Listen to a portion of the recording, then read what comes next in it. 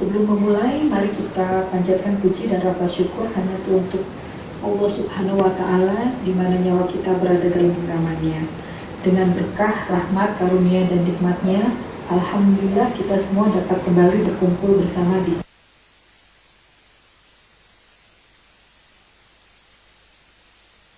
kepada sebaik-baik makhluk, kekasih Allah Muhammad Sallallahu Alaihi Wasallam, dan kepada istri-istri, keluarga, para sahabatnya, dan para pengikutnya sampai akhir zaman. Amin ya Rabbal Alamin. Alhamdulillah hari ini kita kembali mendapat kesempatan untuk menuntut ilmu langsung dari Guru Ustadz Dr. Firanda Alirja Habibullah Ta'ala. Apa kabar Ustadz? Baik, Alhamdulillah. Insya Allah Ustadz dan keluarga selalu dalam keadaan sehat dan dalam lindungan Allah Subhanahu wa Ta'ala. Amin ya Rabbal Alamin. Dan atas nama Sisa, izinkan saya juga mengucapkan jazakumullah khair atas kehadiran Ummahat di kajian Zoom siang hari ini. Sebelum memulai, mari kita bersama meluruskan niat ikhlas semata mencari ilmu karena Allah dan persiapkan alat tulis untuk mencatat. Mohon aktifkan chat di Zoom untuk mendapatkan update berita dan silahkan mengirimkan pertanyaan melalui nomor WA yang akan tercantum di chatroom mulai sekarang. Silahkan, atau juga boleh langsung di chatroom dan insya Allah akan dibacakan. Dan jika ada waktu, insya Allah kita akan persilahkan akhwat untuk bertanya langsung. Tafadhol Ustaz, tafadhol maskura untuk memulai kajian. Bismillahirrahmanirrahim. Assalamualaikum warahmatullahi wabarakatuh. Alhamdulillahi ala ihsanih wa syukru lahu ala taufiqihi wa amtinani wa asyhadu an la ilaha illallah wahdahu la syarika lahu ta'ziman li sya'ni wa asyhadu anna Muhammadan abduhu wa rasuluhu da'ila ridwani. Allahumma salli alaihi wa ala alihi wa ashabihi wa ikhwani. Para jamaah Majelis Taklim Sisesa yang dirahmati oleh Allah Subhanahu wa Ta'ala, kita melanjutkan bahasan kita tentang kisah-kisah para nabi dan rasul. Kita berusaha mendulang faedah ilmu dari kisah yang Allah bawakan tentang mereka, karena tidaklah kisah-kisah tersebut dibawakan kecuali untuk diambil ibrahnya. Laqad kana fi qasasihim ibaratun liulil albab. Sungguhnya pada kisah-kisah mereka tersebut ada pelajaran bagi orang-orang yang cerdas, ya. Insyaallah di penghujung kisah Nabi Syuaib yang kali ini akan kita bahas, kita akan sebutkan beberapa faedah-faedah yang dikumpulkan oleh Syekh Abdurrahman bin Nasir Sa'di rahimahullahu taala, faedah-faedah yang indah yang berkaitan dengan kehidupan kita sehari-hari, ya. Sebelumnya kita akan menyampaikan terlebih dahulu tentang kisah Nabi Syuaib. Nabi Syuaib alaihissalam, sebagaimana pernah kita sampaikan, salah satu dari 4 nabi-nabi Arab, ya. Nabi-nabi yang berbangsa Arab, bersuku Arab ada 4. Yang pertama adalah Nabi Hud alaihissalam yang diutus kepada kaum Ad. Kemudian yang kedua adalah Nabi Saleh yang Allah utus alaihissalam, diutus kepada kaum Tsamud. Yang ketiga Nabi Syuaib yang Allah utus kepada kaum Madian. Dan yang terakhir adalah Nabi kita Nabi Muhammad SAW yang Allah utus asalnya kepada kaum Quraisy, kemudian kepada seluruh alam semesta, ya. Dan Nabi Syuaib adalah kisahnya setelah kisah Nabi Lut. Oleh karena kita baca kisahnya dalam surat Al-A'raf misalnya, atau dalam surat Hud, Allah membawakan Nabi Syuaib setelah Nabi Lut, ya. Secara berurutan Allah sebut dulu Nabi Nuh, kemudian setelah itu baru Nabi Hud, kemudian Nabi Saleh, baru kemudian Nabi Ibrahim, kemudian Nabi Lut, baru kemudian Nabi Syuaib. Jadi Nabi Syuaib secara zaman adalah setelah Nabi Lut. Dan ini sudah disinggung oleh Nabi Syuaib dalam Al-Quran. Nabi Syuaib berkata, wa ya qaumi la yajrimannakum syiqaqi an yusibakum mithlu ma asaba qauma Nuhin aw qauma Hudin aw qauma Salih wa ma qaumu Lutin minkum biba'id. Kata Nabi Syuaib, ya. Kata dia, wahai kaumku, ya.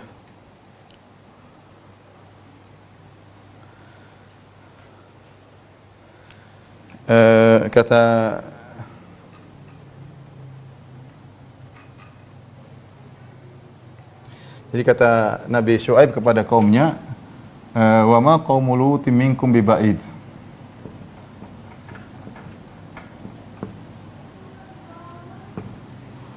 Sebelum dia mengatakan wa ya qaumi la yajrimannakum shiqaqi, wahai kaumku jangan sampai kalian bertentang denganku sehingga membuat kalian terjerumus dalam dosa. Akhirnya apa? An yusibakum mithlu ma asaba qaum Nuhin. Akan menimpa kalian apa yang seperti yang menimpa kaum Nuh, yaitu azab. Atau kaum Hudin, atau yang menimpa kaum Nabi Hud alaihissalam juga azab. Atau kaum Saleh juga azab yang menimpa kaum Saleh. Kemudian kata beliau wa ma qaum Lutin minkum biba'id, dan tidaklah kaum Lut jauh dari kalian. Dan tidaklah kaum Lut alaihissalam jauh dari kalian. Tidak jauh dari kalian. Nah, para ulama menjelaskan tidaklah kaum Lut jauh dari kalian. Artinya dari dua sisi. Yang pertama dari sisi lokasi tidak jauh. Dari sisi lokasi tidak jauh.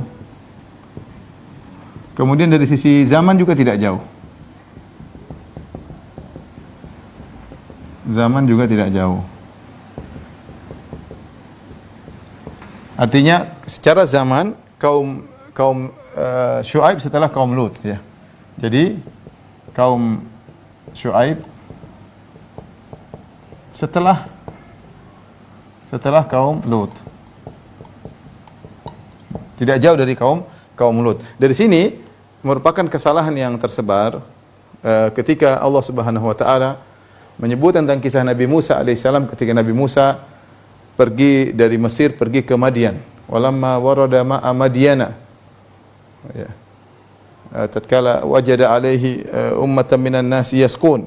Ketika Nabi Musa mau dibunuh oleh Fir'aun dan pengikutnya, maka dia pun kabur di awal-awal sebelum diutus untuk menjadi rasul. Dia kabur sampai ke negeri Madian dan dia mendapati sebuah sumur di negeri Madian. Kemudian dia mendapati orang-orang sedang mengambil air di situ. Wa wajada min dunihim imra'ataini tazudan. Ternyata di antara sekelompok orang tersebut ada orang wanita yang menahan-nahan kambingnya supaya tidak mengambil air karena orang lagi berkerumun ambil air di sumur. Maka Nabi Musa berkata, qala ma khatbukuma, ada apa dengan kalian berdua? Qala la nasqi hatta yusdira ar-ri'a wa abuna syaikhun kabir. Maka dua wanita ini berkata, kami tidak bisa mengambil air sampai laki-laki pada pergi semua, kami enggak mau campur-campur situ ikhtilat, kami ingin mereka pergi dulu. Kenapa yang ambil air bukan laki-laki? Kenapa kalian berdua perempuan? Kata mereka berdua, wa abuna syaikhun kabir, ayah kami sudah tua. Ayah kami sudah tua. Nah, sebagian orang menyangka ayah mereka itu Nabi Syuaib. Sebagian orang menyangka ayah mereka Nabi Syuaib karena di Madian.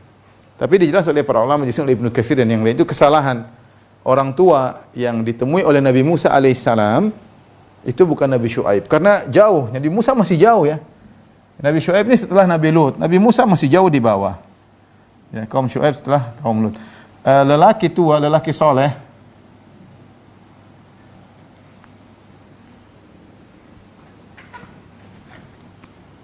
Jadi lelaki soleh yang ditemui mertuanya, ya, ditemui Musa di Madian, Musa alaihissalam di Madian,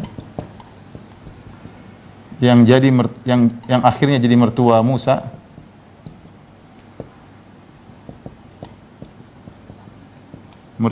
Mertuanya bukan Nabi Syuaib. Nabi Syuaib alaihissalam.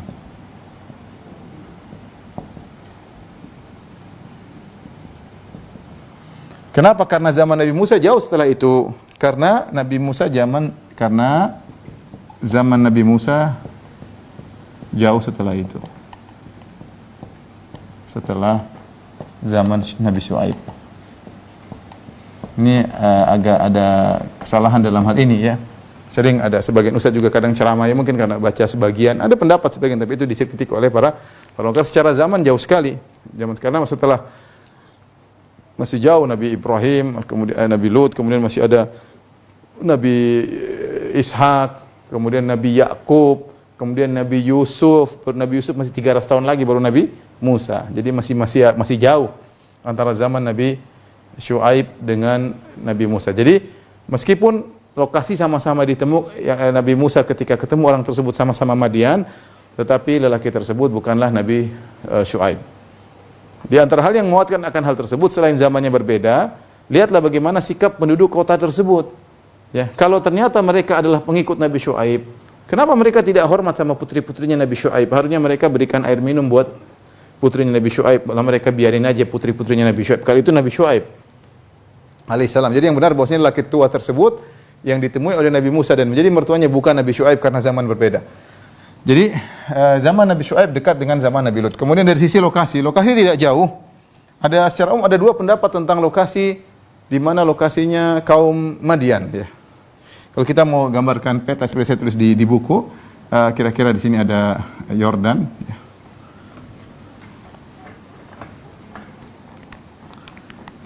Yordania, kemudian di sini ada Arab Saudi,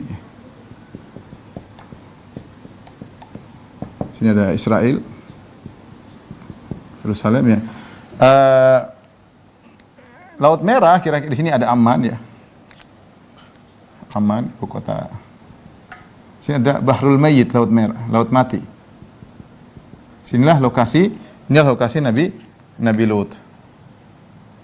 Lokasi Nabi Lut menurut sebagai pendapat ulama, ya. Lokasi kaum Sodom. Nah, setelah itu jauh di bawahnya ada suatu kota namanya Ma'an, ya. Ada suatu kota namanya Ma'an. Masih di Yordan juga, ya. Kemudian di Saudi namanya lokasi Al-Bada, ya. Al-Bada, ya. Ada dua pendapat. Ini pendapat pertama mengatakan bahwasanya ini pendapat pertama, inilah lokasi kaum Syuaib. Pendapat pertama. Dan ini masih di Yordan. Ini masih di Yordan. Ma'an ini masih di Yordan. Urdun, ya. Kemudian Al-Bada ini sudah di Saudi. Ini pendapat kedua, bahwasanya lokasi pendapat kedua, lokasi Syuaib, kaum Syuaib. Kalau ini di Saudi, di sebelah Tabuk. Ini Arab Saudi, dekat Tabuk. Ala kulli hal, dua-duanya ada khilaf. Ada yang mengatakan di Ma'an, ini adalah lokasi Nabi Syuaib. Ada yang mengatakan di Al-Bada, lokasi Nabi Syuaib. Yang jelas dia tidak jauh daripada lokasi kaum Sodom, ya, kaum Nabi Lut. Makanya Allah mengatakan, mengungkapkan perkataan Nabi Syuaib, wa ma qaumul lutim minkum biba'id, sungguhnya kaum Lut tidak jauh dari kalian. Mungkin di sini tidak jauh. Bisa jadi di Yordan, bisa jadi di Arab Saudi. Wallahu alam bisawab. Ini berkaitan dengan sisi lokasi dan juga sisi zaman kaum Nabi Syuaib alaihi salam, ya. Ada khilaf di kalangan para ulama, ya, tentang Nabi Syuaib diutus kepada siapa? Nabi Syuaib apakah diutus kepada dua kaum atau satu kaum? Ataukah satu kaum, yaitu kaum Madian? Ada khilaf, ya, khilaf di kalangan para ulama. Ada yang mengatakan diutus kepada dua, ada yang mengatakan diutus ke dua kaum, pada dua kaum. Ada yang mengatakan kepada satu kaum. Semua sepakat bahwasanya Nabi Syuaib diutus kepada kaum Madian. Kaum Madian, ya. Ya, kata Allah Subhanahu wa taala, wa ila Madyana akhahum Syuaiba. Wa ila Madyana akhahum Syuaiba. Dan kepada suku Madian kami kirim saudara mereka Syuaib. Saudara mereka Syuaib, ini jelas bahwasanya Syuaib dari suku Madian. Syuaib alaihissalam dari suku Madian. Ya. Tapi dalam ayat yang lain Allah mengatakan kadzdzaba ashabul aikatil mursalin. Kata Allah Subhanahu wa taala, kadzdzaba ashabul aikati al-mursalin idh qala lahum Syuaibu ala tattaqun. Yang artinya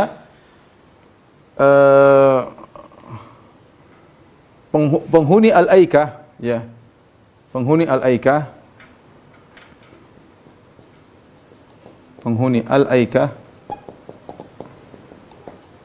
mendustakan para rasul.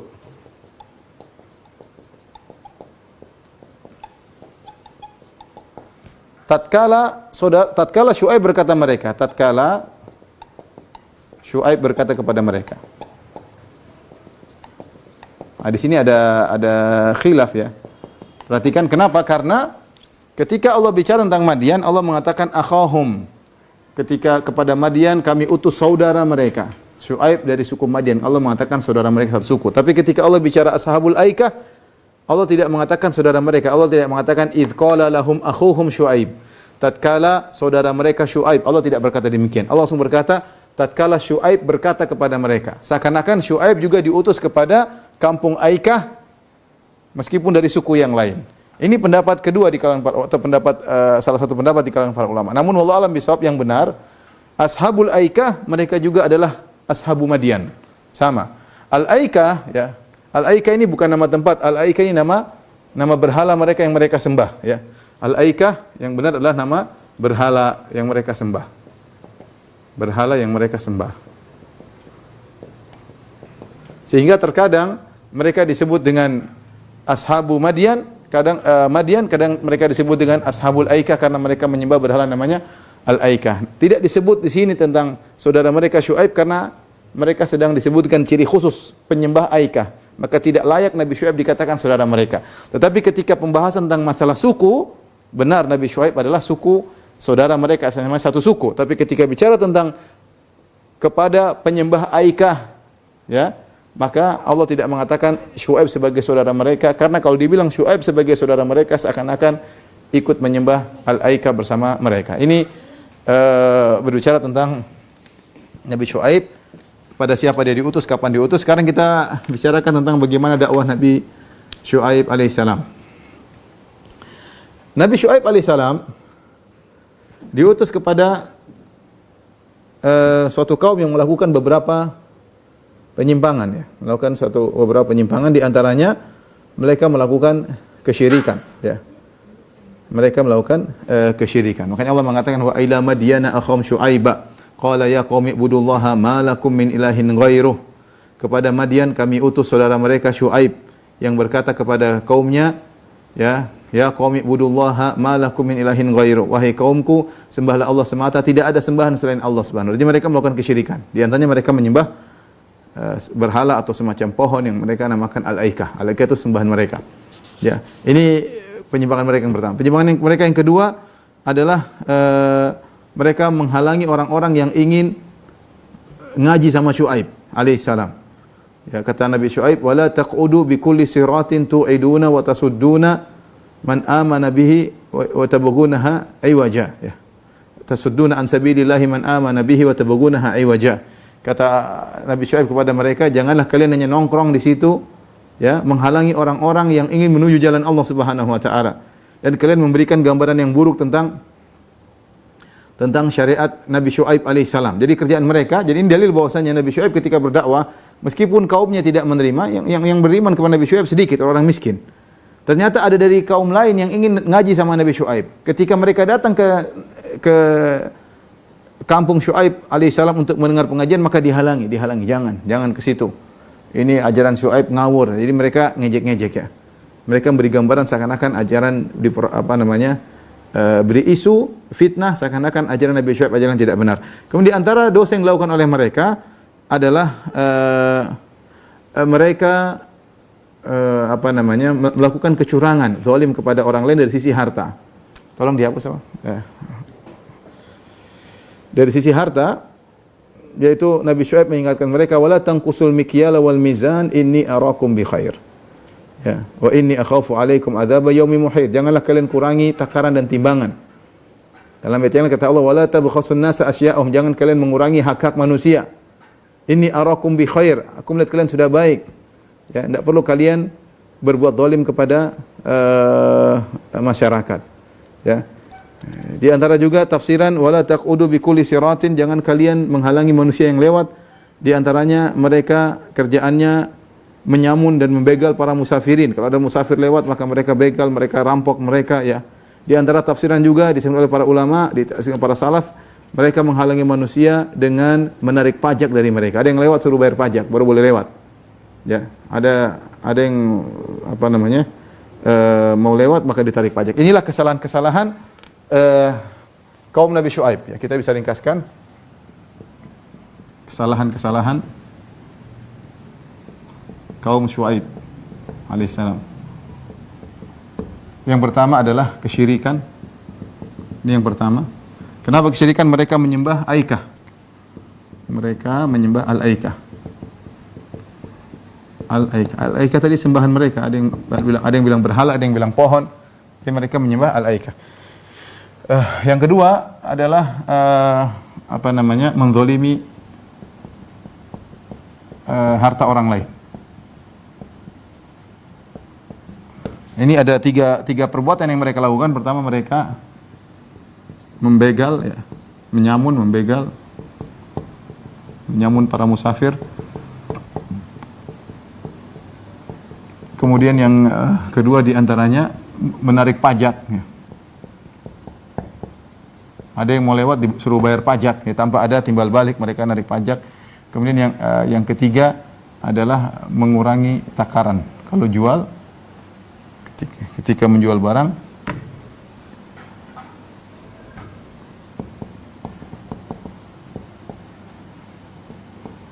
mereka kurangi takaran dan timbangan.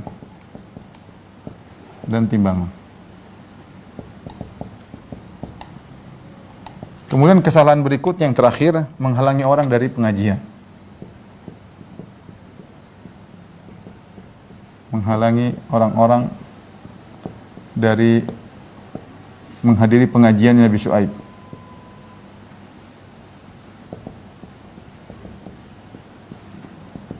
Syuaib alaihissalam. Inilah kira-kira kesalahan-kesalahan yang dilakukan oleh kaum Syuaib alaihissalam. Tentunya yang dimulai didakwai pertama kali adalah masalah tauhid. Ini yang prioritas utama. Dan Nabi Syuaib menegur mereka seluruhnya. Diskusi dengan mereka. Wala tanqusul mikyala wal mizan inni arakum bi khair. Nabi Syuaib memberikan nasihat-nasihat kepada mereka dan terjadi dialog di antara mereka. Qalu ya Syuaibu as-salatuka ta'muruka an natruka ma ya'budu aba'una aw na'fala fi amwalina ma nasha'. Wahai Syuaib, apakah salatmu yang membuat engkau mengatakan kami tidak boleh berbuat kesyirikan dan melarang kami untuk menggunakan harta kami seenak kami? Jadi Nabi Syuaib nasihati mereka, ya, dengan nasihat-nasihat yang bijak. Terjadi diskusi, dialog dengan mereka. Oleh karenanya datang dalam sebagian riwayat hadis meskipun dhaif, ya, Nabi Syuaib diberi gelar dengan khatibul anbiya, ahli khutbahnya para nabi. Kenapa? Dia terjadi dialog dengan kaumnya dengan kata-kata yang bijak, dengan kata-kata yang indah, bisa sebagaimana kita bisa baca dalam surat Al-A'raf, demikian kita bisa baca dalam surat Hud. Allah gelar bagaimana diskusi dia dengan kaumnya, yang menunjukkan beliau sangat bijak dengan kata-kata yang indah, mendakwahi mereka, mengajak mereka berfikir, tapi akhirnya semua tidak bermanfaat, ya, tidak bermanfaat. Bahkan mereka mengajak Nabi Syuaib. Kita akan bacakan sebagian tentang bagaimana dialog Nabi Syuaib, ya. Di antaranya Nabi Syuaib mengingatkan kepada mereka tentang nikmat yang Allah berikan kepada mereka. Dan ini di antara metode agar seorang kembali kepada Allah. Ingat tentang nikmat-nikmat yang Allah berikan kepada seseorang sehingga dia bisa meninggalkan maksiat yang dia lakukan. Nikmat sudah Allah berikan, bisa jadi kalau dia terus bermaksiat Allah cabut maksiat tersebut. Allah cabut nikmat tersebut. Kata Allah, Nabi Syuaib berkata, "Wadhkuru idh kuntum qalilan fakatsarakum." Ingatlah ketika kalian dulu sedikit, lantas Allah buat kalian menjadi banyak dari sisi harta, dari sisi jumlah. Ini adalah peringatan kepada mereka untuk mensyukuri nikmat Allah. Wanzuru kaifa kana aqibatul mufsidin. Juga yang kedua diberi peringatan, lihat bagaimana kesudahan orang-orang yang berbuat kerusakan. Kaum Nabi Lut kalian tahu bagaimana Allah benamkan mereka. Sampai Allah angkat, Allah banting, Allah benamkan mereka. Wa ja'alna 'aliyaha safilaha, kami jadikan yang tinggi malah menjadi rendah, dibalik oleh Allah Subhanahu wa taala. Kalian tahu. Jadi ingat nikmat yang Allah berikan kepada kalian, ingat waspada bagaimana yang menimpa orang-orang telah berbuat kemaksiatan kepada Allah Subhanahu wa taala. Kemudian juga Nabi Syuaib ingatkan, kalian tu sudah bukan orang miskin, kata Nabi Syuaib, wala tanqusul mikyala wal mizan inni arakum bi khair.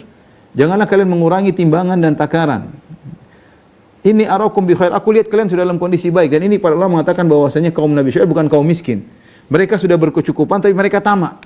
Mereka tamak. Dan ini banyak orang seperti ini. Orang melakukan kriminal, mengambil harta orang, korupsi dan yang lainnya bukan karena miskin, bukan, tapi karena tamak.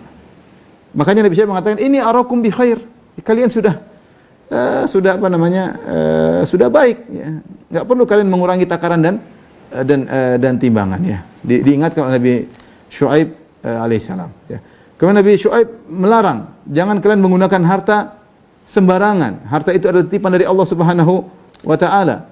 Maka mereka mengatakan, as-salatuka ta'muruka an natruka ma ya'budu aba'una aw nafala fi amwalina ma nasya'. Ya hai Syuaib, apakah solatmu gara-gara kau sering solat? Ini menunjukkan bahwasanya ibadah solat sudah ada sejak sebelum Nabi Muhammad SAW. Di antaranya Nabi Syuaib solat.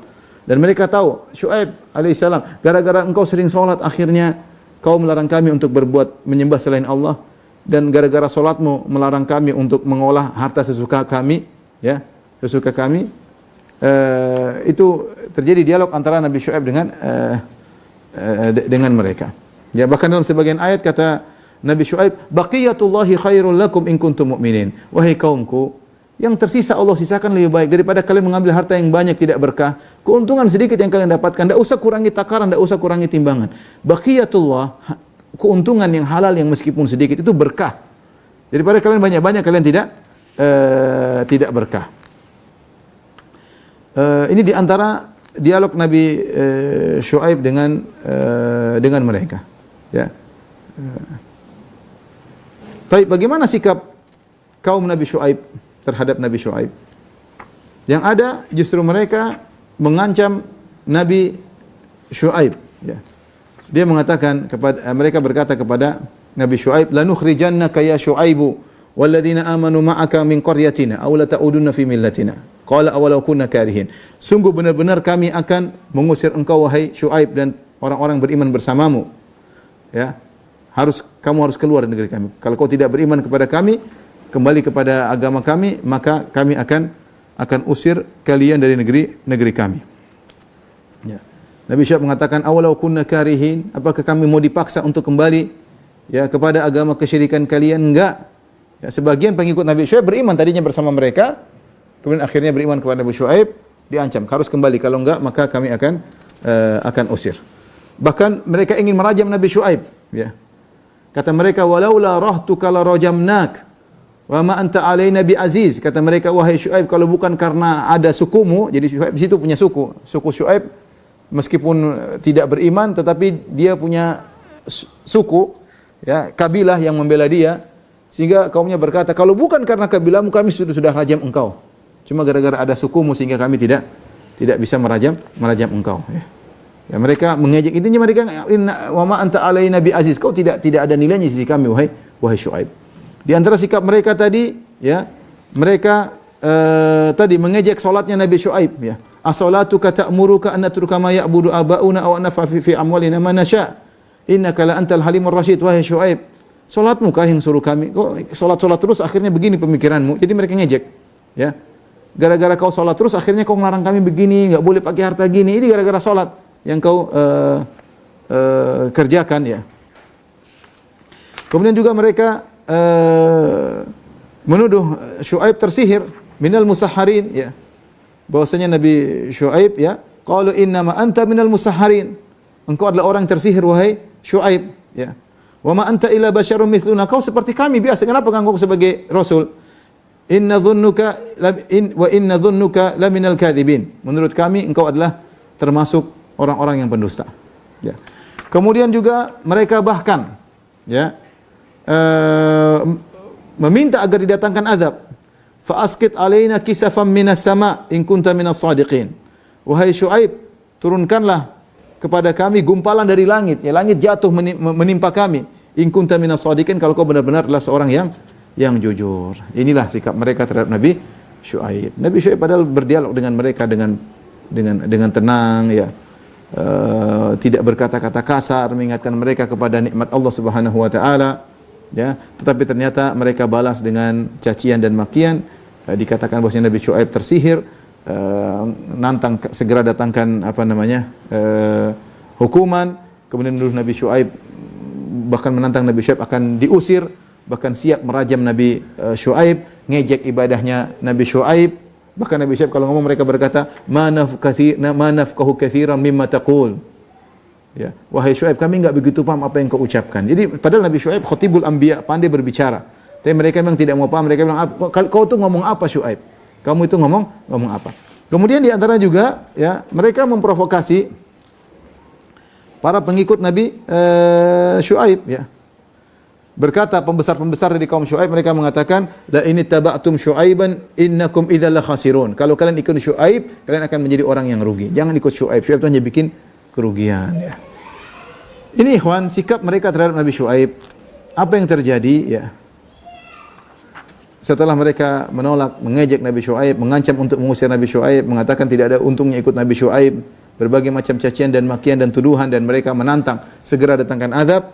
Ya, akhirnya Allah turunkan azab kepada mereka. Ada 3 jenis azab yang Allah turunkan kepada mereka. Yang pertama adalah rajfah, goncangan. Kata Allah Subhanahu wa taala, fa akhadhathumur rajfatu fa asbahu fi darihim jathimin. Maka datanglah goncangan kemudian menguncang mereka sampai akhirnya mereka terjatuh dalam kondisi tersungkur. Kemudian dalam ayat yang lain dengan suara yang sangat keras, menggelegar. Kata Allah Subhanahu wa taala, "Walamma jaa'a amruna najjayna Syu'aiban walladzina amanu ma'ahu birahmatin minna." Tatkala datang perintah kami, maka kami selamatkan Syuaib dan orang-orang yang bersama dia dengan kasih sayang kami. Wa akhadhatil ladzina zalamu sayhah. Kemudian datanglah suara yang menggelegar menimpa mereka, fa asbahu fi darihim jathimin, maka mereka pun bergelimpangan jatuh mati di rumah mereka.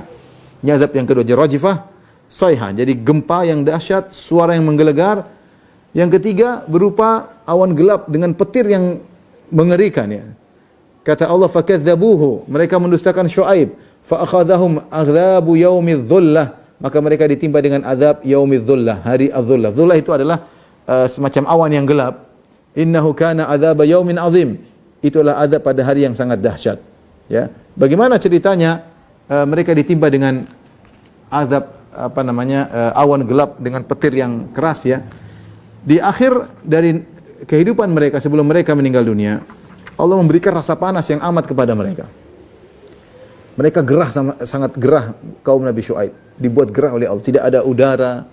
Mereka berusaha ke sana, mereka masuk di gua, mereka kepanasan. Ada yang masuk dalam sumur tetap kepanasan. Gerah dan mereka kehausan luar biasa. Mereka gerah. Akhirnya mereka merasa harus meninggalkan kampung mereka. Mereka melihat dari kejauhan ada awan yang mereka berharap awan tersebut membawa kesegaran bagi mereka. Maka mereka pun keluar.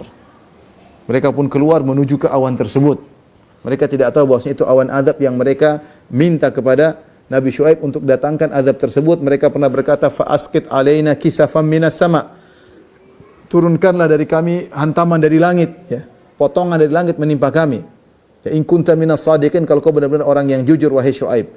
Akhirnya ketika mereka panasan, mereka lihat awan tersebut, mereka menuju ke awan tersebut. Mereka menuju ke awan tersebut di suatu dataran, ya. Disitulah mereka diazab oleh Allah Subhanahu wa taala, digoyang gempa dengan suara yang menggelegar dan dihantam oleh petir dari awan tersebut. Akhirnya mereka pun tewas seakan-akan tidak pernah ada sebelumnya. Kata Allah Subhanahu wa taala, ka'allam yaghnau fiha. Seakan-akan mereka tidak pernah tinggal di kampung tersebut. Alladzina kadzdzabu Syuaiban, ya. Yang mendustakan Nabi Syuaib, merekalah kanuhumul khasirin, mereka adalah orang-orang yang merugi, ya. Alladzina kadzdzabu Syuaiban ka'allam yaghnau fiha. Orang-orang yang mendustakan Syuaib seakan-akan tidak pernah tinggal di situ. Kata para ulama, kaidah al-jaza' menyisal amal. Mereka dibalas sesuai dengan amal mereka. Mereka ketika didakwahi oleh Nabi Syuaib, mereka ngancam, kami akan mengusir kamu dan pengikutmu. Justru mereka yang terusir, keluar dari kampungnya, diadab di luar kampung. Ya. Seakan-akan mereka tidak pernah tinggal di kampung tersebut. Tewas begitu saja dengan singkat. Digoncang gempa, suara menggelegar, petir, selesai. Ya, mereka yang keluar dari kampung. Kemudian mereka mengatakan kepada pengikut Nabi Syuaib, ya, la ini taba'tum Syuaiban innakum idzal khasirun. Kalau kalian ikut Syuaib, kalian akan merugi. Justru mereka yang merugi. Kanu humul khasirin, kata Allah mereka yang merugi. Merugi dunia dan akhirat. Uang yang mereka kumpulkan selama ini dengan berbuat zalim, dengan merampok orang di jalan, dengan mengurangi timbangan dan takaran, ya, ternyata tidak memberikan faedah mereka sama sekali. Mereka tewas begitu saja. Mereka yang merugi. Setelah letih mengumpulkan uang yang begitu banyak, ternyata begitu nasib mereka, ya, dibinasakan oleh Allah Subhanahu wa taala, ya. Makanya Nabi Syuaib setelah itu kata Allah fatawalla anhum, maka Nabi Syuaib pun berpaling, ya, meninggalkan mereka sambil berkata, wa qala ya qaumi laqad ablagtukum risalati rabbi, wahai kaumku, sungguh aku telah menyampaikan kepada kalian pesan-pesan dari Rabbku, wa nasahtu lakum, dan aku telah menasihati kalian, fa kaifa asa ala qaumin kafirin, bagaimana aku bersedih hati terhadap kaum yang kafir. Ya, mereka kafir, Nabi Syuaib tidak mau bersedih dengan kematian mereka karena mereka telah melanggar ayat-ayat Allah Subhanahu wa taala. Ini secara singkat tentang kisah Nabi Syuaib. Kita bacakan di penghujung kajian kita tentang faedah-faedah yang ditulis oleh Syekh Abdurrahman bin Nasir Sa'di tentang kisah Nabi Syuaib sebagaimana berikut ini. Pertama, ibu yang dirahmati Allah Subhanahu wa taala, ya. Lihatlah bahwasanya orang-orang kafir pada dasarnya mereka diperintahkan untuk beriman kepada Allah Subhanahu wa taala, untuk bertauhid. Tetapi selain mereka diperintahkan untuk bertauhid, mereka juga diperintahkan untuk meninggalkan kemaksiatan. Nabi Syuaib menyuruh mereka untuk meninggalkan penyembahan terhadap Aikah, berhala yang mereka sembah, untuk bertauhid. Sekaligus Nabi Syuaib melarang mereka untuk melakukan keonaran, melarang mereka untuk memungut pajak, melarang mereka untuk membegal orang musafirin, melarang mereka untuk mengurangi takaran dan timbangan. Melarang mereka untuk mengurangi takaran dan timbangan. Artinya apa? Orang kafir bukan cuma disuruh bertauhid saja, tapi maksiat juga dilarang. Kenapa? Karena semakin mereka bermaksiat, maka semakin berat siksaan mereka di akhirat kelak, di neraka jahanam. Allah Maha Adil. Ya, sebagaimana di surga bertingkat-tingkat, di neraka jahanam juga bertingkat-tingkat. Orang kafir yang baik tetap di neraka jahanam karena dia musyrik kepada Allah. Tetapi orang kafir yang semakin parah, semakin banyak berbuat maksiat, menzalimi orang lain, menipu orang lain, membunuh orang lain, ya, menganiaya orang lain, maka siksaannya lebih berat. Lihatlah kaum Nabi Syuaib, mereka mengumpulkan berbagai macam bentuk kemaksiatan selain syirik kepada Allah, ternyata mereka berbuat zalim kepada orang lain, bahkan juga melarang orang untuk ikut pengajian, sehingga orang-orang kafir tetap meskipun disuruh untuk bertauhid, mereka juga dilarang untuk melakukan kemaksiatan. Kemudian kita sebutkan tadi bahwasanya di antara maksiat yang dilakukan oleh kaum Nabi Syuaib adalah memungut pajak, ya, tanpa ada timbal balik. Orang lewat dipajakin tanpa ada timbal balik, itu tidak, ini sepakat para ulama tidak boleh. Para ulama khilaf tentang kalau kita narik pajak kemudian ada timbal balik. Ini dibahas oleh para ulama. Tapi kalau ngambil pajak suruh lewat bayar tanpa ada timbal balik pelayanan, maka ini jelas namanya maks, yaitu pajak yang pemungut pajak di neraka jahanam, kata Nabi sallallahu alaihi wasallam. Kemudian di antara maksiat yang dilakukan adalah mengurangi takaran dan timbangan. Lihatlah ada suatu kaum yang dibinasakan oleh Allah di antaranya karena perbuatan mereka mengurangi takaran dan timbangan. Dan Allah telah mengatakan wailul lil mutaffifin, celaka orang-orang yang melakukan tatfif. Tatfif itu apa? Tatfif mengurangi takaran dan timbangan sedikit tidak banyak. Disebut dengan tatfif. Dan ini biasa dilakukan oleh masyarakat. Kalau mengurangi banyak-banyak ketahuan. 10 kilo dia cuma kasih 9,8. 9 kilo 8 ons. 2 ons kurang tidak terasa. Kalau dia kasih 7 kilo ya ketahuan. Orang pasti protes. Caranya supaya tidak ketahuan dia kurangi 1 ons, 2 ons. Itu disebut dengan tatfif dalam bahasa Arab. Tatfif, dikurangi sedikit. Namun apakah mengurangi sedikit tersebut fatal? Jawabannya iya, fatal. Sampai Allah mengatakan wailul lil mutaffifin, celaka orang-orang yang melakukan pengurangan takaran. Meskipun cuma sedikit, Allah mengatakan celaka. Hati-hati, tidak boleh kita mengambil harta orang meskipun sedikit. Ketika Nabi mengatakan siapa yang bersumpah untuk mengambil harta orang siap masuk neraka. Ada sahabat mengatakan walau qadiban min araq. Ya Rasulullah, meskipun dia bersumpah palsu hanya untuk mengambil 1 potong kayu siwak. Kata Nabi, iya, walau qadiban min araq, meskipun cuma 1 potong kayu siwak yang mungkin harganya 1 real tidak sampai, buat dia bisa masuk neraka jahanam. Bagaimana lagi kalau mengurangi takaran sampai banyak takaran dikurangi. Oleh karena waspada orang-orang yang kerja di pasar, jual barang, jual beras, jual minyak, ya, yang menggunakan takaran, dia berusaha menakar dengan semaksimal mungkin, seadil-adilnya. Kalau ternyata dia sudah berusaha, ternyata kekurangan, Allah maafkan, yang penting dia berusaha. Demikian orang-orang jual, misalnya jual literan-literan bensin atau di pom bensin, hati-hati jangan sampai mengurangi takaran. Ingat ada satu kaum yang pernah dibinasakan oleh Allah Subhanahu wa taala karena mengurangi takaran volume dan mengurangi timbangan, di antaranya kaum Nabi Syuaib alaihissalam. Ya. Dan ini menunjukkan bahwasanya mengurangi takaran dan timbangan min kabairidz dzunub, termasuk dosa besar kata Syekh Sa'di rahimahullahu taala, dan ini menyebabkan kebinasaan. Ustaz, kita banyak melakukan, ya mungkin orang-orang di sekitar kita melakukannya. Makanya ada hukuman dari Allah Subhanahu wa taala. Yang hukuman tersebut ternyata mengenai seluruhnya. Ya. Dikurangi takaran ya. Waspada, hati-hati ya. Kalau Anda punya jualan jangan sampai dikurangi meskipun sedikit ya. Karena itu merupakan dosa besar dan itu ada dampaknya dalam perekonomian. Ada dampaknya dalam sosial kehidupan kita, ada dampaknya. Kemudian di antara faedah kata Syekh Sa'di rahimahullahu taala, innal jazaa' min jinsil amal, balasan sesuai dengan perbuatan, ya. Ya. Lihatlah mereka mengambil harta orang untuk mendapat banyak harta, mereka ngambil majakin orang, ngurangi takaran supaya mereka punya harta yang banyak ya. Padahal mereka sudah berkecukupan, makanya Nabi Syuaib mengatakan inni arakum bi khair. Menurut kalian sudah berkecukupan, tapi mereka namanya tamak, dan ini kebanyakan orang kalau tamak bukannya orang miskin tapi sudah berkecukupan tapi tamak. Ambil sini, potong sini, sunat sini, sembako juga disunat. Dikumpulin. Orang lagi susah-susah dia kemudian ngumpulin ya.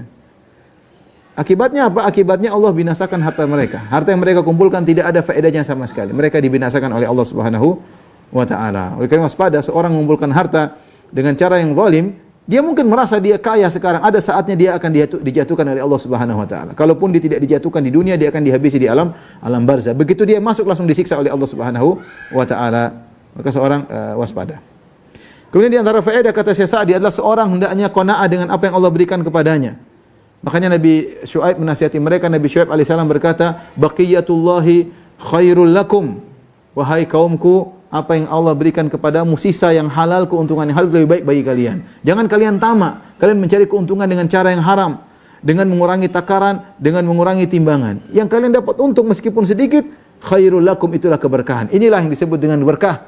Berkah adalah bagaimana harta tersebut ya bernilai di sisi Allah Subhanahu wa taala, mendatangkan kebaikan. Kelihatan sedikit tapi kalau berkahi maka akan menjadi kebaikan dalam kehidupan kita. Orang kebanyakan tertumbuh pada jumlah yang banyak. Jumlah yang banyak dengan hal-hal yang haram, dengan cara yang haram, tidak berkah. Lihat saja tidak berkah. Cepat atau lambat akan hancur. Entah ekonominya hancur, entah keluarganya hancur, entah istrinya selingkuh, entah anak-anaknya nakal, entah macam-macam. Atau dia diberi sakit yang luar biasa, menghabiskan duitnya. Atau yang sakit ternyata kerabatnya sehingga dia harus keluarkan duitnya. Banyak hal. Ya. Hancur. Hanya terpedaya dengan apa? Dengan jumlah yang banyak. Betapa banyak orang punya duit banyak tidak meraih kebahagiaan, akhirnya harus narkoba, harus maksiat lah, harus ini, melakukan hal yang aneh-aneh. Kenapa? Hartanya tidak berkah. Hartanya tidak berkah. Ya. Logika kalau semakin banyak harta semakin bahagia, ternyata kan tidak harus demikian. Betapa banyak orang punya harta banyak sulit untuk bahagia. Mencari kebahagiaan sementara hartanya banyak. Ya. Kenapa? Karena tidak berkah. Maka saya ingatkan kepada diri saya pribadi, kepada para hadirin hadirat, berusaha mencari harta yang berkah. Meskipun sedikit yang penting berkah itu lebih baik di sisi Allah Subhanahu wa taala. Baqiyatullahi khairul lakum. Itu nasihat Nabi Syuaib. Yang tersisa meskipun sedikit itu lebih baik bagi kalian karena itu adalah harta yang berkah. Kemudian di antara faedah dari kisah Nabi Syuaib, lihat bahwasanya salat itu tanha 'anil fahsya'i wal munkar. Salat itu mencegah dari kemungkaran dan dari perbuatan keji. Terutama salat malam. Terutama salat 5 waktu iya. Inna salata tanha 'anil fahsya'i wal munkar. Salat itu mencegah dari kemungkaran dan dari kemaksiatan, terutama salat malam. Kata Nabi, manhatan. Sungguhnya salat malam itu mencegah dari perbuatan kemungkaran, dari kemaksiatan. Seorang berusaha salat dan itu diketahui oleh kaum Nabi Syuaib. Makanya mereka ngejek, tadi sudah disebutkan. Mereka ngejek. As-salatuka ta'muruka an natruka ma ya'budu aba'una wa nafala fi amwalina ma nasya. Wahai Syuaib, gara-gara kamu salat melulu sih jadi kayak gini, ngelarang-ngelarang. Memang salatmu ngelarang kami begini, ngelarang kami begitu, ya. Jadi itu menunjukkan salat memang punya pengaruh. Tentu salat yang benar dengan khusyuk sesuai dengan sunnah Nabi sallallahu alaihi wasallam, terutama salat malam, maka membantu seorang untuk meninggalkan kemaksiatan, meninggalkan pelanggaran-pelanggaran, dan itu fungsi daripada salat. Bahkan saya katakan, seorang meskipun dia pelaku maksiat, jangan tinggalkan salat 5 waktu. Selama dia tidak meninggalkan salat 5 waktu, suatu saat dia akan kembali. Suatu saat dia akan kembali. Paling tidak setiap hari 5 kali dia ditegur meskipun dia melakukan lagi. Ya, meskipun dia melakukan lagi. Betapa banyak orang seperti itu. Maka apapun yang kita lakukan, jangan pernah tinggalkan sholat. Kalau ketika kita mulai malu untuk sholat, di situ awal kebinasaan kita. Syaitan sering datang. Sudahlah, kamu ngapain sholat, kamu nanti melakukan lagi. Akhirnya dia mulai tinggalkan satu sholat. Gak enak, masa abis ini saya maksiat lagi. Gak enak, akhirnya dia tinggalkan sholat 5 waktu. Akhirnya terpuruk, akhirnya mati dalam kondisi tidak sholat. Ya. Sebab saya pernah menasihati seorang, saya kenal baik orang tersebut. Dia maksiat, tapi saya tidak pernah bicara tentang maksiat, cuma bilang, kamu sholat enggak? Itu aja. Setiap saya telepon dia, saya bilang, kamu sholat enggak? Dia bilang sholat. Alhamdulillah sekarang berubah. Tanpa harus saya ceramain. Cuma bilang, kamu sholat enggak? Jangan lupa sholat. Akhirnya sekarang berubah menjadi orang baik, alhamdulillah. Maksiat tersebut dia tinggalkan. Karena saya yakin kalau orang selama masih kembali kepada sholat, suatu saat sholat ini akan mencegah dia dari kemungkaran. Suatu saat meskipun sekarang belum. Tapi kalau seorang sudah mulai malu, dan setan sering datang, kamu ngapain sholat? Kamu ngapain? Enggak usah. Mulai dia mungkin lihat macam-macam, akhirnya dia mau sholat subuh, dia malu, tadi malam sudah maksiat, akhirnya tidak sholat subuh. Bablas. Begitu sholat duhur lagi, dia lihat maksiat lagi, mungkin dia zina, mungkin apa, akhirnya dia tidak sholat duhur. Dan seterusnya. Akhirnya hatinya menghitam, membatu, dan akhirnya hancur. Bisa jadi meninggal tanpa sholat kepada Allah sama sekali. Ini juga dalil bahwasanya harta yang Allah berikan kepada kita, meskipun kita yang berusaha mencarinya, tapi aturannya harus sesuai dengan aturan Allah Subhanahu wa taala. Makanya tadi kaum Syuaib mengatakan, salatmu menyuruh kami an naf'ala fi amwalina ma nasya. Salatmu melarang kami untuk melakukan harta sesuai dengan keinginan kami? Jawabannya iya. Salat melarang kita untuk mengelola harta kita seenaknya kita. Karena setiap kita akan ditanya, min aina iktasabu wa fima anfaqa. Dari mana kau dapatkan harta, ke mana kau habiskan? Setiap kita pasti ditanya. Oleh karena ibu dirahmati Allah Subhanahu wa taala, kalau ibu punya harta banyak, jangan sembarang dikeluarkan. Kalau suami ibu punya harta banyak, jangan memprovokasi dia untuk sembarang belanja, karena semua ada pertanyaannya. Ini harta akan ditanya. Tsumma la tus'aluna yauma idzin 'anil na'im. Kalian akan ditanya pada hari kiamat tentang nikmat yang kalian dapatkan. Kalau kita membeli sesuatu, siapkah kita menjawab pertanyaan Allah? Kenapa kau belikan ini? Kenapa kau belikan itu? Kalau kalian siap, maka beli, terserah. Mau beli rumah 10, mau beli mobil 10, yang penting kalau ditanya Allah bisa jawab, silakan. Kalau sejak awal kita enggak bisa jawab, sudah jangan coba-coba. Kita pasti ditanya, pasti. Ibu mau beli tas mahal nih, mau beli ini. Beli, pasti ditanya, siap. Ini pasti ditanya, enggak mungkin enggak ditanya. Ibu beli, ditanya pasti, enggak mungkin enggak ditanya, pasti ditanya. Nah, akan ditanya ibu-ibu. Kalau bisa jawab, silakan. Lanjutkan. Kalau enggak bisa jawab, jangan deh. Mending beli-beli yang bisa dijawab. Kalau bisa jawab, berhenti. Karena harta memang Allah kasih lewat kepada kita, tapi kita enggak boleh menggunakan seenaknya. Ada aturannya. Akan ditanya, kemana kau habiskan hartamu. Kemudian di antara faedah yang diambil dari kisah Nabi Syuaib. Nabi Syuaib berkata kepada kaumnya, "Wa ma uridu an ukhalifakum ila ma anhaakum an. In uridu illa al-islah mastata'tu." Aku tidak ingin menyelisihi apa yang aku larang kepada kalian. Di antara adab dalam berdakwah adalah kita melaksanakan apa yang kita sampaikan terlebih dahulu agar orang-orang bisa menerima. Saya pernah dengar cerita kisah dari guru saya tentang seorang yang terkenal, dia suka saya mau sebutkan nama ulama, saya takut salah, nanti saya akan cek lagi, tapi ini saya dengar dari guru saya tentang seorang terkenal kalau dia melakukan sesuatu, dia memerintahkan orang pada ikut. Dia memerintahkan demikian, orang pada ikut. Sampai satu hari ada seorang budak datang kepada dia, ini zaman dahulu, dia mengatakan, "Syekh," atau "Wahai ulama, alim ulama, saya seorang budak, saya ingin dibebaskan. Kebetulan majikan saya sedang ikut pengajianmu. Sampaikanlah kepada dalam pengajian agar bebaskan budak. Semoga dengan nasihatmu saya akan dibebaskan." Subhanallah. Syekh ini tidak menyampaikan juga. Berjalan hari demi bulan. Budak ini nunggu-nunggu kapan ada pengajian suruh bebaskan budak. Enggak ada juga.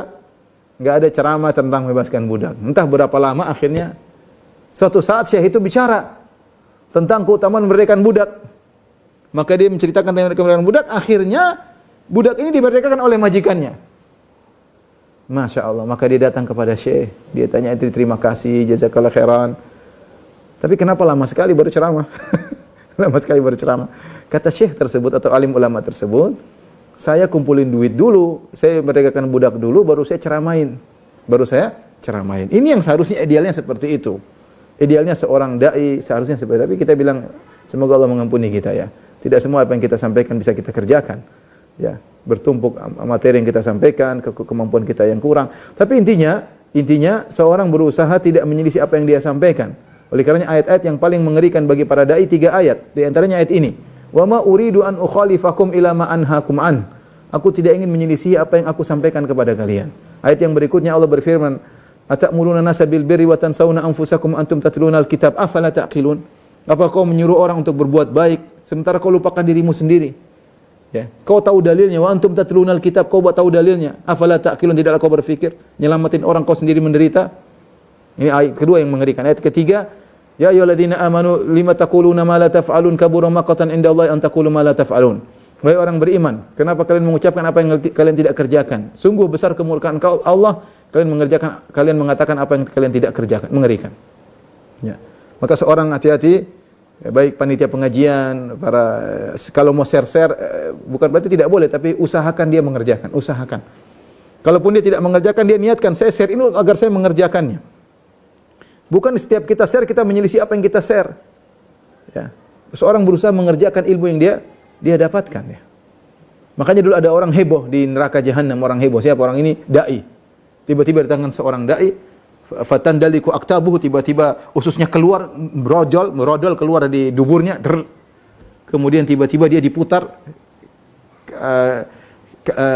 seperti himar, ya, yang birahah dengan alat penggiling gandum, dia muter-muter.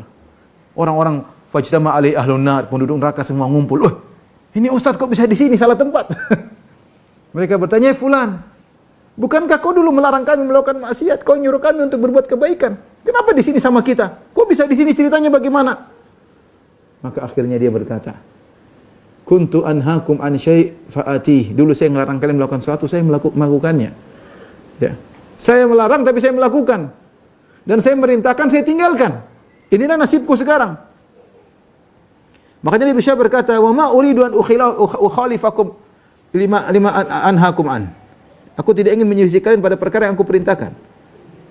Ya, aku tidak mau. Seorang berusaha, komitmen, kalau dia sampaikan dia kerjakan. Semaksimal mungkin. Kalau dia bersalah, dia segera istighfar.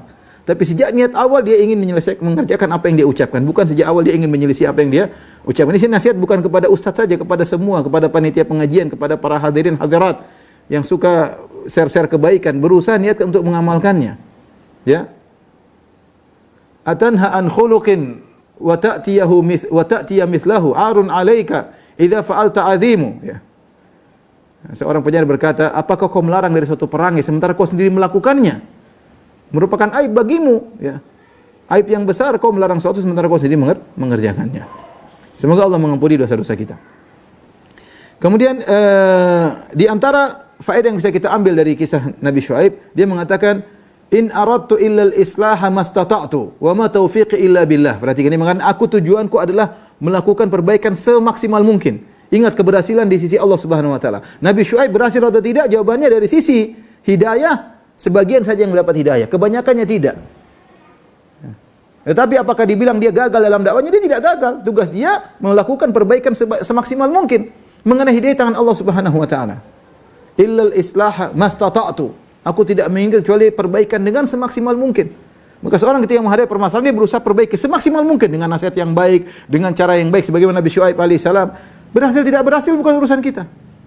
Yang akan kau ditanya oleh Allah, apakah sudah nasihatnya belum? Itu pertanyaan Allah. Bukan masalahnya dia dapat hidayah atau tidak, itu urusan Allah Subhanahu wa taala. Nabi Muhammad SAW mendakwai orang munafik sampai bertahun-tahun tidak dapat hidayah. Nabi SAW mendakwahi pamannya Abu Talib bertahun-tahun tidak dapat hidayah. Hidayah di tangan Allah. Tapi sudahkah engkau menyampaikan? Maka seorang berusaha melakukan perbaikan semaksimal mungkin yang dia bisa. Wa ma taufiqi illa billah. Dan aku tidak bisa mendapat taufik kecuali dari Allah. Dan juga jangan ujub ketika berdakwah. Jangan pede dengan ilmu yang dimiliki. Jangan pede dengan kepandaian orasi. Tidak.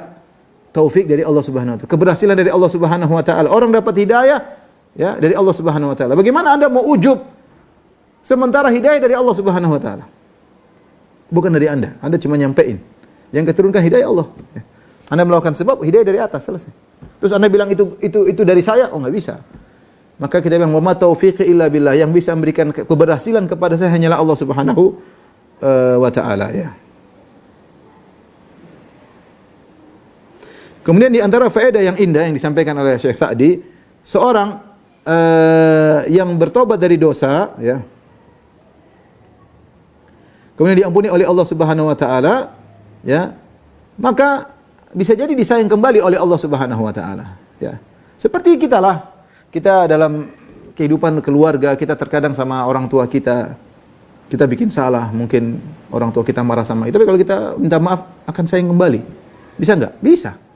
Kita suami istri kadang mungkin kita bikin jengkel istri kita marah-marah, kemudian kita minta maaf, dia sayang kembali, ya. Atau istri kita marah, kita ngomelin, kemudian kita sayang kembali.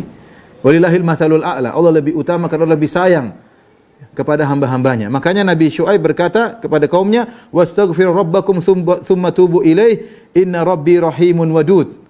Kata Nabi Syuaib, istighfarlah kepada Rabb kalian dan bertobatlah kepadanya. Kalau kalian beristighfar dan bertobat, inna rabbi rahimun wadud, sungguhnya Rabbku maha penyayang lagi maha mencintai. Dalam ayat yang lain, dalam surat Al-Buruj kata Allah, wa huwal ghafurul wadud, sungguhnya Allah maha mengampuni dan maha penyayang. Banyak orang menyangka kalau dia sudah berbuat dosa, dia tidak lagi dicintai oleh Allah. Dia suudzon kepada Allah. Bagaimana Allah mencintai saya, dosa sudah banyak saya lakukan berulang-ulang. Kita katakan wa huwal ghafurul wadud, Allah maha pengampun lagi maha mencintai. Inna rabbi rahimu wadud, kata Nabi Syuaib, Rabbku rahim, maha sayang, wadud, maha mencintai. Kalau Anda kembali kepada Allah dengan taubat yang benar, Allah akan cinta kembali kepada Anda, mungkin bisa lebih cinta daripada sebelumnya. Ya, ini janji Allah, ya. Oleh karena seorang jangan ragu-ragu untuk bertobat kepada Allah Subhanahu wa taala, betapapun besar dosanya, ya, betapapun banyak dosanya. Yang terakhir, faedah penting bagi orang-orang mungkin yang tinggal di aqaliyat, di minoritas kaum muslimin, ya. Beliau berkata, "Innallaha yadfa'u 'anil mu'minin bi asbabin katsirah qad ya'lamuna ba'daha wa qad la ya'lamuna syai'an minha." Allah Subhanahu wa taala menolong kaum mukminin, membela kaum mukminin dengan banyak sebab. Terkadang sebagian sebab tersebut mereka bisa pahami dan terkadang sebagian sebab tidak bisa mereka pahami. Wa rubbama dafa anhum bisababi qabilatihim aw ahli watanihim al-kuffar. Bisa jadi Allah membela mereka gara-gara mereka punya suku yang terkadang kafir tapi bela mereka, baik sama mereka. Kama dafa Allahu an Syuaib rajma qaumi sawi ratih. Lihat tadi kita ceritakan, kaumnya ingin merajab Nabi Syuaib, tapi mereka enggak jadi. Kenapa? Mereka mengatakan walaula rahtuka la rajamnak. Gara-gara sukumu Syuaib yang sebenarnya kafir sama mereka, maka mereka enggak enak, segan. Karena ternyata di antara suku Syuaib ada yang kafir. Tetapi mereka sayang sama Syuaib sebagai sesama-sama suku. Mereka berkata, walaula rahtuka la rajamna, kalau bukan karena kabilahmu Syuaib kami sudah rajam kamu. Artinya dibunuh dengan batu, mengerikan. Tapi Allah membela Nabi Syuaib dengan sebab yang terkadang tidak terduga. Ya. Saya cerita, saya waktu pernah ke salah satu negeri non muslim, kemudian mereka cerita ada suatu demo besar-besaran anti-Islam. Mereka umumkan rame-rame di Melbourne ada demo rame-rame, kemudian yang hadir mungkin puluhan, ya. Anti-Islam. Subhanallah, kemudian beberapa hari kemudian atau besoknya datang pendemo lagi lebih banyak, ratusan. Orang kafir juga yang membela Islam. Kita enggak tahu. Terkadang Allah membela, ya. Innallaha liyu'ayyidu hadzal din birajulin fasik. Dalam riwayat birajulin kafir. Sungguhnya Allah terkadang menolong agama ini dengan seorang fasik atau dengan seorang kafir. Ya contohnya Nabi Muhammad SAW dibela oleh Abu Talib. Abu Talib kafir. Justru kalau dia beriman mungkin tidak dianggap oleh Abu Jahal. Namun karena dia kafir, statusnya masih kafir, maka Abu Jahal enggak enak sama dia. Tapi kalau dia beriman selesai, dia enggak akan dianggap, dia akan dianggap sama seperti Hamzah yang sudah masuk Islam, ya, tidak dianggap. Artinya terkadang Allah menolong seorang dari sebab yang tidak dia sadari, ya. Yang ini disampaikan di sini perkataan Syekh Sa'di, intinya dia mengatakan, ya, wa inna hadhihi rawabit allati yahsulu biha daf'an al-Islam wal muslimin la ba'sa bis-sa'i fiha bal rubbama tu'inu ta'ayyana dhalik li'anna al-islah matlubun ala hasabi al-qudrah wal imkan. Cara-cara seperti ini, hubungan-hubungan seperti ini, yang dengannya bisa ada pembelaan terhadap Islam kaum muslimin, tidak mengapa kita berusaha memperkuat hubungan-hubungan tersebut. Terkadang harus dilakukan karena perbaikan adalah dituntut berdasarkan kemampuan, ya. Falau hadza, ini beliau cerita tentang misalnya tentang fa'ala hadza law sa'ada al-muslimun alladzina tahta wilayatil kuffar wa amilu ala ja'lil wilayah jumhuriyah yatamakkanu fiha afrad wa syu'ub min huquqihim ad-diniyah wa dunyawiyah, ya. Maka tidak mengapa jika seorang misalnya ada kaum mukminin dalam satu negeri, mereka tinggal di negeri kafir, kemudian ternyata ada sebagian penguasa yang lebih condong kepada Islam meskipun dia kafir juga. Tidak mengapa mereka bantu penguasa ini demi untuk menjaga hak-hak mereka. Tidak jadi masalah ya. Tidak. Ini contoh sederhana. Tentunya prakteknya dilihat situasi dan kondisi. Tapi ini contoh Syekh Sa'di mengatakan bahwasanya tidak mengapa kalau memang sebagian orang-orang kafir berkuasa tapi mereka baik kepada kaum muslimin, maka didukung. Dan saya pernah dengar langsung dari guru kita Syekh Abdul Musa Al-Abbad ketika ditanya, kalau tidak salah waktu itu ada pemilihan di negara kafir, salah satu negara kafir, bagaimana sih ada dua calon, yang satu lebih condong kepada Islam, satunya benci kepada Islam, mana yang kami pilih? Kata beliau, pilih yang lebih condong kepada Islam dari sisi mengurangi kemudaratan. Ini kita bicara tentang orang-orang aqliyat, minoritas di negara-negara kafir ya. Demikian juga sebagaimana Nabi Yusuf alaihissalam ternyata masuk dalam kerajaan kafir yang kerajaannya kafir, tapi Nabi Yusuf Islam, sehingga dengan kedudukannya dia bisa membantu kaum muslimin yang hidup di zaman beliau. Wallahu alam bisawab. Ini saja yang bisa sampaikan dari kisah Nabi Syuaib alaihissalam. Semoga sebagiannya bisa kita amalkan dalam kehidupan sehari-hari, faedah-faedah tersebut. Silakan saya kembalikan kepada moderator dari kajian CCSA. Kalau ada yang bertanya saya persilakan. Alhamdulillah, jazakallahu khairan wa barakallahu fiik Ustaz untuk paparannya. Dan sebelum kita masuk ke sesi pertanyaan, izinkan atas nama CCSA dan para jamaah CCSA kami mengucapkan turut berduka cita atas wafatnya Ibunda Ustaz. Kulumafirlaha warhamha wa'afiha wa'afu anha. Insyaallah Allah Subhanahu wa taala mengampuni dosa rahimahullah, merahmatinya dan memasukkan ke dalam surga Firdaus. Amin ya rabbal alamin. Kita mulai Ustaz untuk pertanyaan. Silakan. Ini ada beberapa pertanyaan serupa Ustaz, jadi saya coba satukan. Ya. Bismillah. Assalamualaikum Ustaz. Afwan, saya mendapat info berbeda tentang apakah Nabi Syuaib bapak mertuanya Nabi Musa atau bukan, karena berasal dari Madian juga. Menurut ini ada yang pernah ziarah ke Nabi Syuaib di dekat Jordan, menurut pemandunya itu adalah mertuanya, tapi dari referensi yang lain itu bukan, meskipun berasal dari Madian. Dan apakah jadi usianya lebih dahulu dari Nabi Syuaib ya, Nabi Musa tersebut?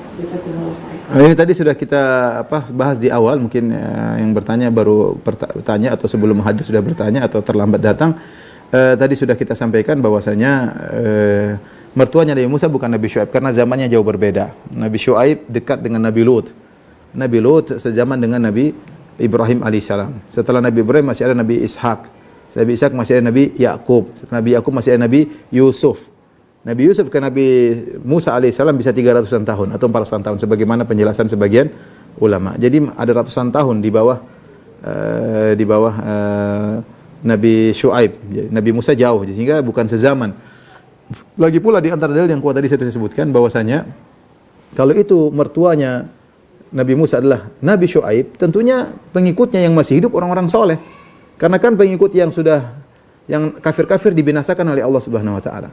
Berarti yang tersisa orang-orang soleh. Kalau tersisa orang-orang soleh, kenapa putrinya Nabi Syuaib dibiarin aja tidak dibantu? Mereka ngambil air, putrinya dicuekin. Harus Musa akhirnya yang bantu alaihissalam. Ini menunjukkan bahwasanya mereka bukan orang baik-baik. Kalau mereka adalah kaumnya Nabi Syuaib, tentunya mereka akan sangat hormat kepada Nabi Syuaib, termasuk hormat kepada putri-putrinya. Masa putri-putri Nabi dibiarin aja nungguin mereka sampai mereka ngambil air baru dikasih? Tentunya tidak tepat. Jadi yang benar bahwasanya mertua Nabi Musa adalah seorang yang soleh yang tinggal di Madian, tetapi dia bukan dia bukan Nabi Syuaib alaihissalam sebagaimana dijelaskan Ibnu Katsir rahimahullahu taala. Pertanyaan berikutnya terkait dengan tadi penjelasan Ustaz mengenai pajak Ustaz. Bismillah, Assalamualaikum warahmatullahi wabarakatuh Ustaz. Afwan izin bertanya, apakah para penarik pajak yang ada di negeri ini termasuk bentuk kezoliman? Apakah ini sama dengan kisah kaumnya Nabi Syuaib? Pajak yang haram disepakati oleh para ulama adalah pajak tanpa timbal balik. Ya. Orang lewat pajakin, orang lewat rumahnya dipajakin, orang lewat jalan di kampungnya dipajakin. Ini yang tidak boleh. Ya. Orang lewat di perairannya dipajakin, misalnya tanpa ada pelayanan, sama sekali, cuma lewat harus bayar. Ini namanya itu pajak yang maks, yang hukumnya adalah dosa besar ya. Ya, bahkan bisa jadi lebih parah daripada perbuatan-perbuatan yang lain. Oleh karenanya Ini yang sangat terbaik karena mengambil harta orang. Hukum asal harta orang adalah halal, tidak boleh kita ambil ya. Tidak boleh kita ambil, tidak boleh kita pakai tanpa izinnya ya. Sebagian ulama saja mengatakan kalau Anda di masjid jangan pakai sendal orang. Kalau pakai sendal orang minta izin ya. Dia pakai taruh sendal, kita ambil sendal dia untuk wudu, kemudian pulang kita kembalikan dalam kondisi basah, dia terganggu. Kita menggunakan hak orang. Apalagi kita curi, ya lebih parah lagi. Kalau pajak yang seperti itu maka disepakati hukumnya haram. Adapun pajak yang berlaku ya kita tidak bisa mengambil hukum secara total, tapi saya bilang selama pajak tersebut ternyata tidak ada timbal baliknya ya, kemudian tidak dalam kondisi darurat, maka hukum asal harta manusia orang lain tidak boleh diambil. Hukum orang lain tidak boleh diambil. Ya, kalau diambil harus ada sebab yang kuat untuk menjadikan harta tersebut boleh diambil. Dan harus ada timbal balik yang diberikan kepada masyarakat. Wallahu a'lam bishawab. Pertanyaan berikutnya terkait dengan zalim. Assalamualaikum Ustaz. Jika kita menemukan orang yang sangat zalim dan kita sudah tidak kuat dengan perilakunya, bolehkah kita berdoa agar ditimpakan hukuman terhadap orang tersebut? Saya paham sebaiknya mendoakan kebaikan, namun karena saking zalimnya rasanya sulit berdoa baik. Mohon nasihatnya. Boleh saja, tidak dilarang, tidak dilarang. Boleh dilakukan oleh sebagian orang soleh. Tapi kalau kita bisa berdoa, kita doa lebih baik kita serahkan kepada kita mengatakan Allahumma ya Allah hukumlah dia bima yastahiq, dengan apa yang pantas bagi dia. Ya. Ya misalnya kita bilang ya Allah hukumlah dia dengan perkara yang pantas bagi dia. Saya khawatir kalau kita berdoa berlebihan, saya khawatir nanti timbul pertanyaan di hari kiamat kelak. Misalnya dia ngambil harta kita terus dia bilang ya Allah matikan dia, jadikan dia pincang, matanya buta satu, jangan. Dia bilang ya Allah hukumlah dia yang pantas bagi dia. Yang pantas saya tidak kuat. Sampaikan itu boleh, tapi tentunya yang terbaik adalah memaafkan. Tapi tadi kalau memang dia tidak mampu, dia berdoa jangan sampai dia berbuat zalim, berlebihan dalam berdoa. Maka dia bilang ya Allah sikapilah dia dengan yang pantas baginya ya. Ya wallahu alam bisawab.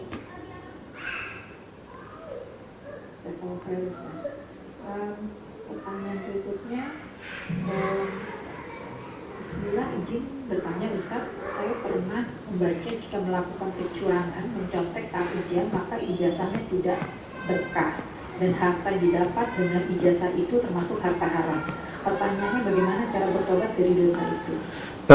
Ini pernah ditanya kepada salah seorang ulama, saya hadir juga dalam pengajiannya. Intinya kalau dia pernah misalnya dalam hal tersebut dia bertobat kepada Allah, kemudian dia melakukan pekerjaan sesuai dengan kemampuannya yang pantas. Artinya misalnya dia ijazahnya ternyata enggak benar, dia melakukan kecurangan, kemudian diterima di suatu jabatan. Ternyata dia menyesal, dia bertobat. Ternyata jabatan tersebut tidak bisa dia kerjakan, dia mundur harusnya. Berarti ilmu dia bukan kapasitas dia untuk mengerjakan jabatan tersebut. Tetapi kalau ternyata dia mampu menjalankan dengan semaksimal mungkin sesuai dengan diharapkan oleh pemerintah misalnya atau perusahaan yang dia kerjakan, maka itu tidak ada kaitannya dengan yang ini. Dia sudah bertobat, sudah selesai. Bertobat kepada Allah. Yang penting kerjaan yang dia kerjakan memang dia berkapasitas untuk melakukannya. Kalau ternyata ijazah palsu tadi tersebut, ijazah bohong tersebut atau hasil yang tidak benar tersebut mempengaruhi kemampuannya untuk mengerjakan pekerjaan tersebut dan ternyata dia tidak mampu, tidak yang seharusnya, maka wajib bagi dia untuk mundur. Karena dia berbuat zalim kepada perusahaan, berbuat zalim kepada pemerintahan, berbuat zalim kepada masyarakat, dia harus mundur. Nah, tapi kalau ternyata dia dulu memang malas belajar, tapi memang orangnya cerdas, kemudian ketika menjalankan kewajiban dia bisa mengerjakan, bahkan dia mengerjakan dengan sebaik mungkin, maka itu dosa tersendiri, tidak ada kaitannya dengan hasil kerjaan dia. Wallahu a'lam bishawab.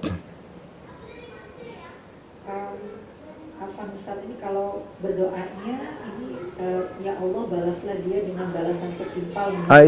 Oke, itu bagus, begitu enggak apa. Tidak usah dirinci tadi biar matanya buta sebelah, kakinya pincang sebelah, enggak usah. Jadi cukup balaslah dengan yang setimpal baginya, ya. Enggak apa-apa. Berikutnya kami akan persilakan Ukti Tias untuk bertanya. Afwan Ukti, tolong satu pertanyaan dan langsung ditanya. Admin bisa tolong di-unmute.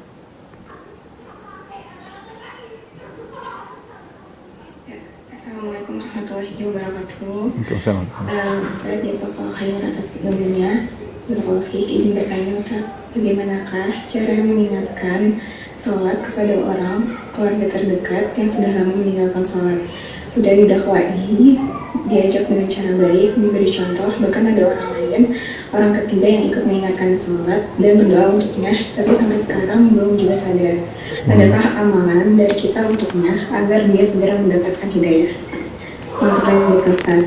Terima kasih. Assalamualaikum. Assalamualaikum warahmatullahi wabarakatuh. Saya tidak tahu amalan khusus, tapi seorang bisa berusaha dengan dia sendiri sholat malam berdoa, dia bertawasul misalnya dengan bersedekah, ya Allah jadikanlah sedekahku ini sebab dikabulkan doa, saya ingin dia bisa sholat misalnya. Di antaranya berbuat baik kepada orang lain, ya.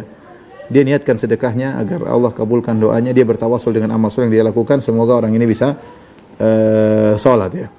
Jangan lupa penting juga memperkenalkan dia dengan teman-teman yang baik, karena orang tuh enjoy dengan temannya, ya. Almaru ala dini khalilihi. Seorang berdasarkan agama temannya. Kalau kita kenalkan teman-teman, ini saya nggak tahu laki-laki atau perempuan, tapi kalau punya teman yang gaul sama dia, ngobrol sama dia, teman-temannya sholat, dan dia enjoy, dia akan mudah. Dia akan mudah, ya. Akan mudah nanti ada dari obrolan. Jadi mungkin saya bilang sebab utama adalah teman. Teman itu punya pengaruh yang luar biasa, ya. Selain tadi doa, kemudian kita bertawasul mungkin dengan sedekah, niatkan agar orang ini sadar, ya. Mudah-mudahan bisa, ya. Karena tadi sudah disebutkan semua cara sudah dilakukan. Ya, hidayah memang di tangan Allah Subhanahu wa taala. Tapi coba carikan teman yang enjoy dia ngobrol sama dia, entah laki-laki atau perempuan, saya enggak tahu.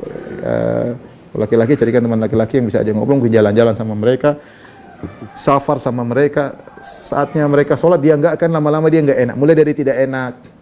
Ayo sholat sekali aja ya, mungkin lama-lama jadi biasa. Teman sangat penting. Wallahu a'lam bishawab.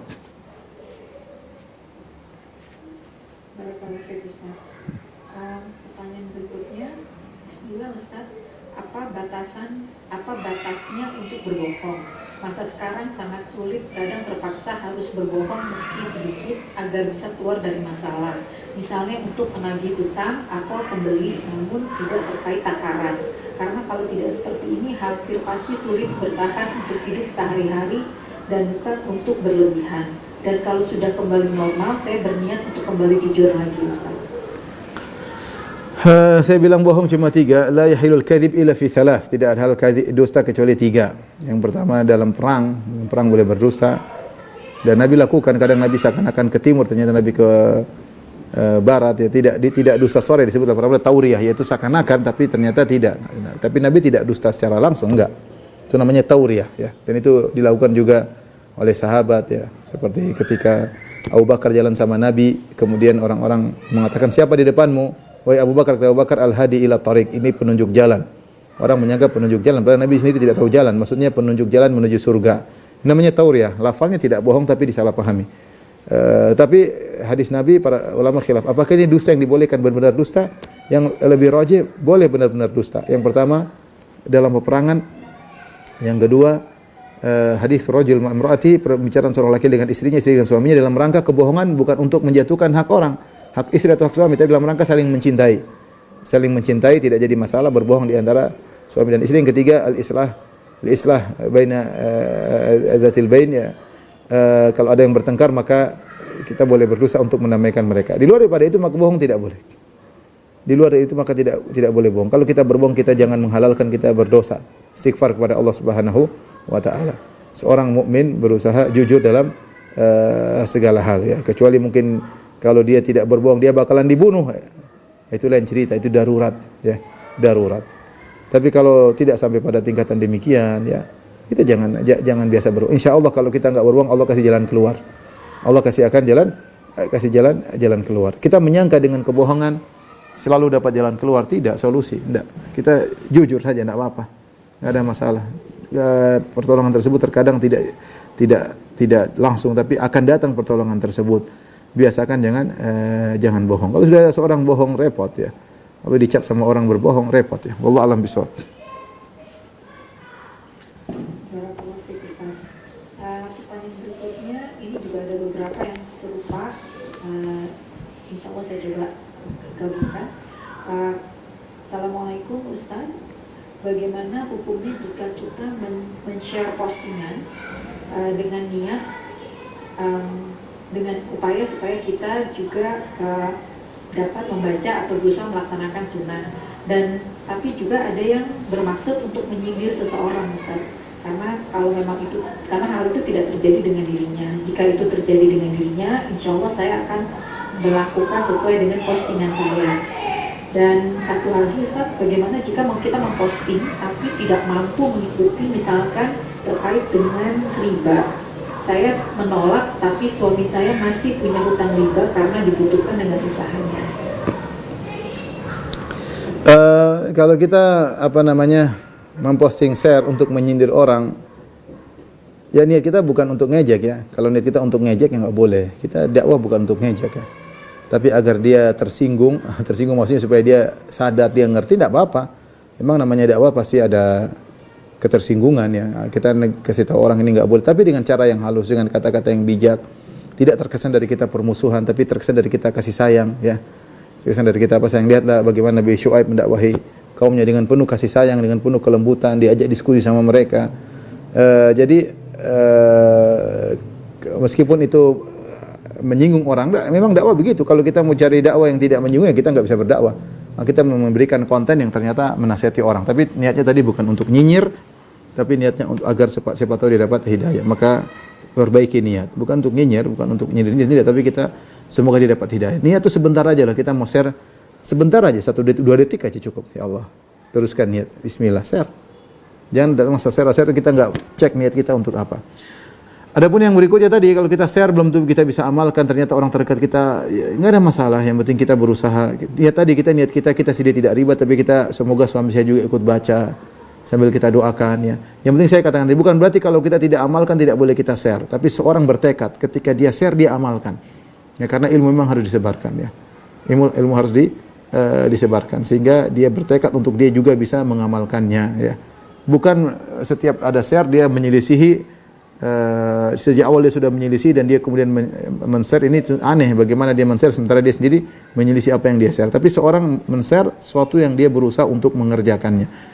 Wallahu a'lam bishawab. Mungkin pertanyaan terakhir. Baik, Ustaz. Terakhir, Ustaz. Ya.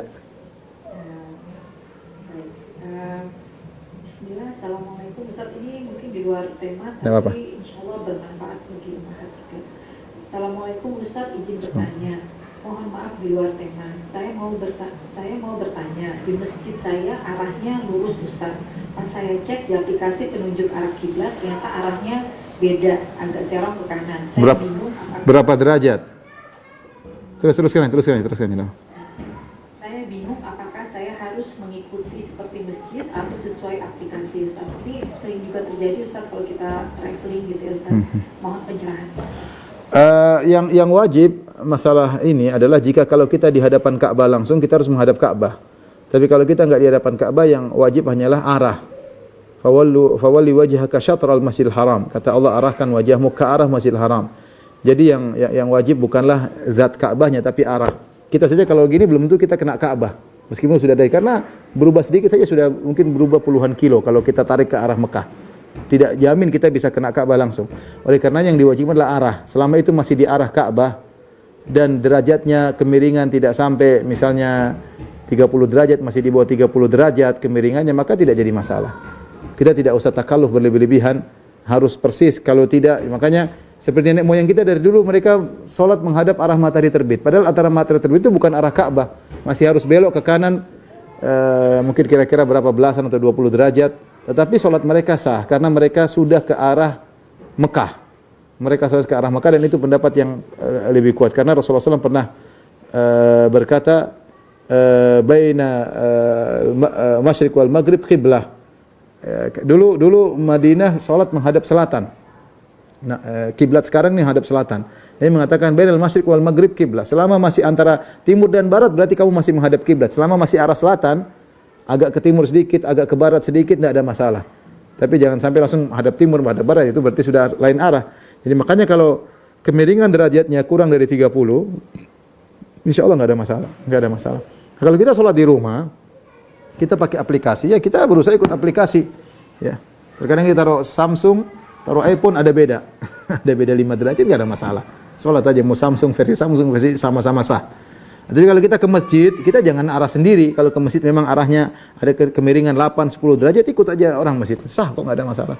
Ya karena kalau kita sendiri nanti beda sendiri. Kita pun sudah begini belum tentu kena Ka'bah. Ka'bah itu cuma dekat, cuma pendek. Ka'bah paling cuma berapa? 20 meter taruhlah. Ya, kita kalau miring sedikit aja langsung kalau tarik garis lurus sudah berapa kilo jauh dari Ka'bah. Jadi tidak jadi masalah kalau kita di masjid ikuti saja selama derajat kekurangannya kurang dari 30 derajat, insya Allah nggak jadi masalah. Kalau kita di rumah kita berusaha ikut aplikasi. Wallahu alam bisawab. Demikian saja para ummahat dari Majelis Taklim Sisesa. Semoga apa yang kita sampaikan bermanfaat, bisa kita amalkan dalam kehidupan sehari-hari. Insya Allah kita bertemu bulan depan dalam kisah Nabi yang lain. Kurang lebih saya mohon maaf. Wabillahi taufiq wal hidayah. Assalamualaikum warahmatullahi wabarakatuh.